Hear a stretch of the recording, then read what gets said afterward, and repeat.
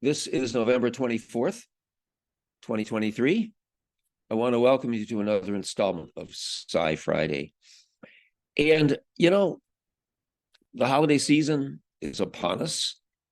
And, it's a 6-week or so, 7-week period. We go Thanksgiving right to New Year's, and it's a holiday swirl for the lucky. And I never forget how lucky I am. I'm not married. I don't have children that I know of. I keep thinking someday there'll be a knock on the door. Hello, you remember that weekend in Vermont? Yeah, well, that was my mom, But at any rate, that's probably TMI.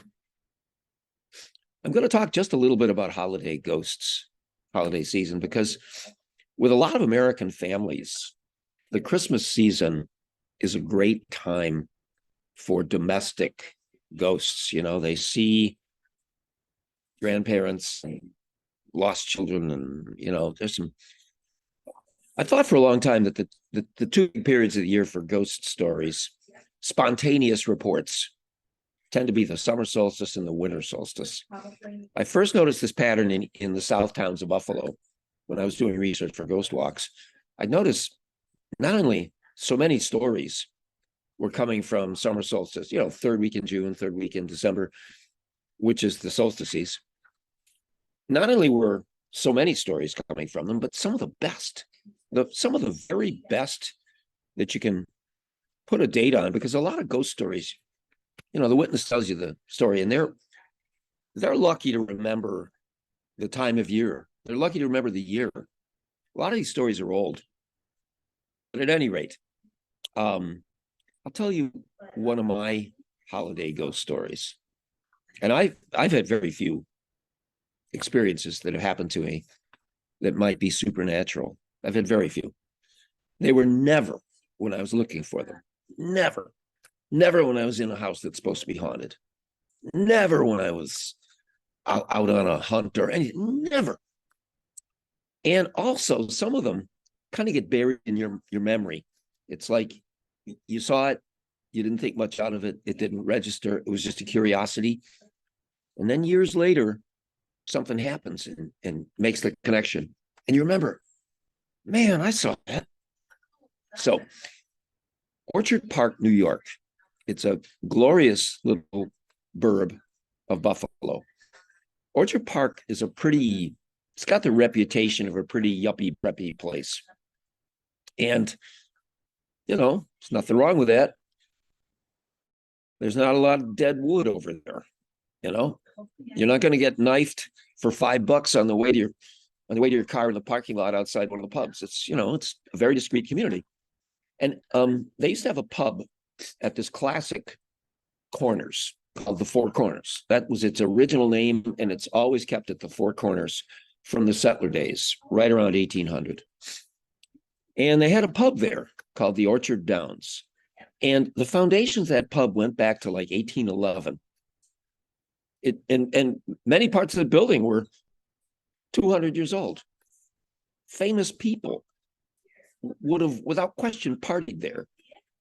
The famous Seneca orator, spokesman, politician, Red Jacket. That's one of the biggest names in West New York history. He would have partied there.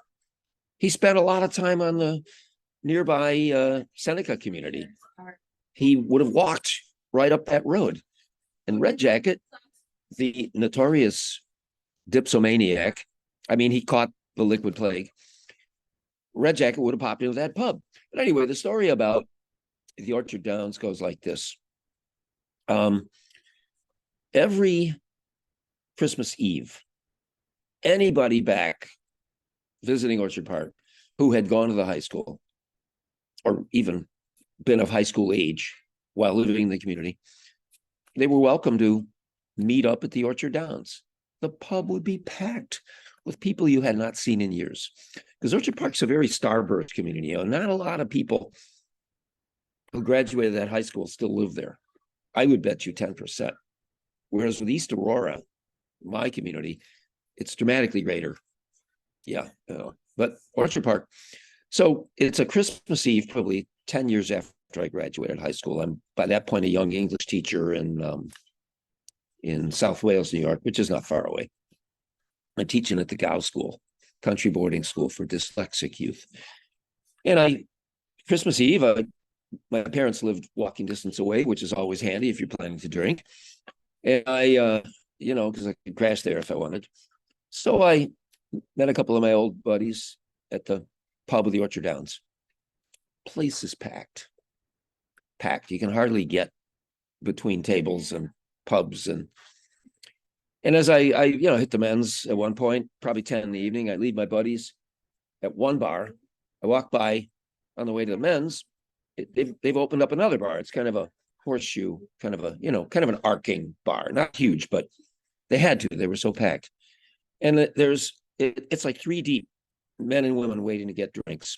And there's a guy standing on the outside, and I recognize him from high school. Guy I knew. Didn't know him real well, but I recognized him because of these piercing blue eyes he had. He was one of those unusually complected people who had dark hair, black hair, and really gripping blue eyes. They were like crystal candy blue eyes, very gripping. This is his dominant feature. And I remembered him partly because he was the school greaser and, wore a black leather jacket, did the motorcycle thing. And Orchard Park had very few greasers.